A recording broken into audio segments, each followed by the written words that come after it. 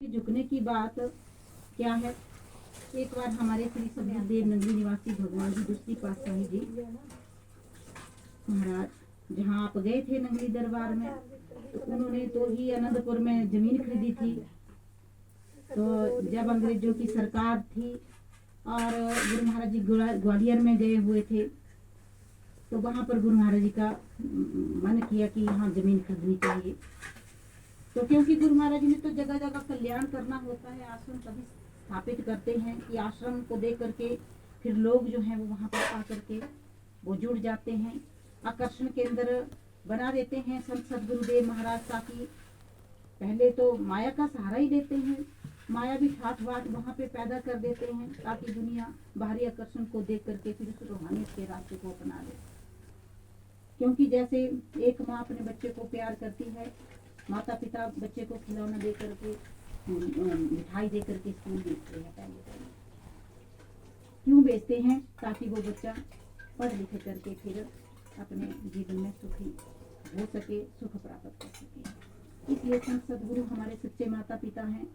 जब हम भव सागर में डूब जाते हैं, अभी तो हमें खाना मिलता है, हम सब समझते हैं कि ऐसा ही सब कुछ रहेगा, लेकिन दिन के बाद रात, रात के बाद दिन, दिन के बाद रात, रात के बाद दिन, हमेशा ऐसा नहीं रहता। दुनिया में बहुत बड़े बड़े दुख हैं। तो ना जाने हम भी कैसे कैसे दुखों के रेशों से निकल करके आए हैं, हमें मौका मिला है आज तरने का।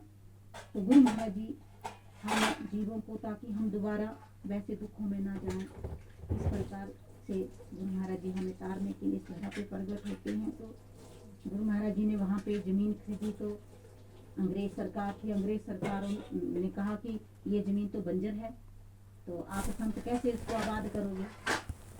तो गुरु महाराज जी ने कहा ये हमारे ऊपर है। फिर गुरु महाराज जी ने पता नहीं 6,000 रुपए की कि 11,000 रुपए की कुछ ऐसी जमीन ली थी, कुछ इतना पैसा दिया था। और उन्होंने कहा कि नाप लो जमीन जितनी आपको चाहिए, लेकिन आप आबाद कर दोगे साल में तो जमीन आपकी हो जाएगी, नहीं तो फिर पैसा भी जब्त हो जाएगा और जमीन भी जब्त हो जाएगी। गुरु महाराज जी ने कहा ठीक है। फिर गुरु महाराज जी के पास एक घोड़ा था। गुरु महाराज जी घोड़े पर सवार होकर के मतलब जमीन को नापने के लिए चले थे। और वहाँ पर मध्य प्रदेश में तो जंगल ही जंगल है, बड़ा बुरा उजाड़ जैसा स्थान है, वहाँ पर रास्ता बनाना आसान ही था। घोड़े गुरु महाराज जी के घोड़े ने रास्ता बनाया था सारा। घोड़े ने तो क्या बनाया, गुरु महाराज जी ने बनाया था वो। तो घोड़ा जहाँ जहाँ जाता गया वो रास्ता बनता गया। और 65,000 एकड़ जमीन जो थी घोड़े ने नाप ली थी। और 65,000 एकड़ जमीन है वहाँ पर गुरु महाराज जी के दरबार है। तो अब तो पता नहीं अब कितनी उन्होंने बाउंड्री दी होगी, क्या की होगी, कितनी दूर। तो वहाँ पर शिमला घाटी गया अपन आनंदपुर, तो वहाँ पर शिमला घाटी बनाई है उन्होंने। पता नहीं बहुत बड़ा विशाल दरबार है वो तो ना, उसकी तरह दुनिया में किसी का दरबार बनी है किसी भी संत का। तो फिर 9 महीने में वहाँ पर अंगूर की बेलों के ऊपर अंगूर के गुच्छे लटक गए थे। और फिर तब भी वहाँ पे उन अंग्रेजों ने क्या किया, चला के खेली कोर्ट में उन्होंने बयान दिया कि देखा उन्होंने कि सब आबाद हो गया है। पत्नी कहाँ से मिट्टी लाए थे, महात्मा लोगों ने चने खा करके वहाँ की सेवा की थी।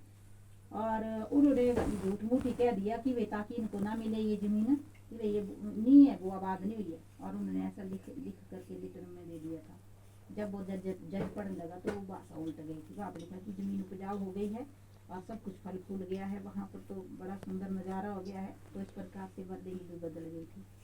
तो ऐसे मतलब संत महान पुरुष होते हैं। तो इन गुरु महाराज जी की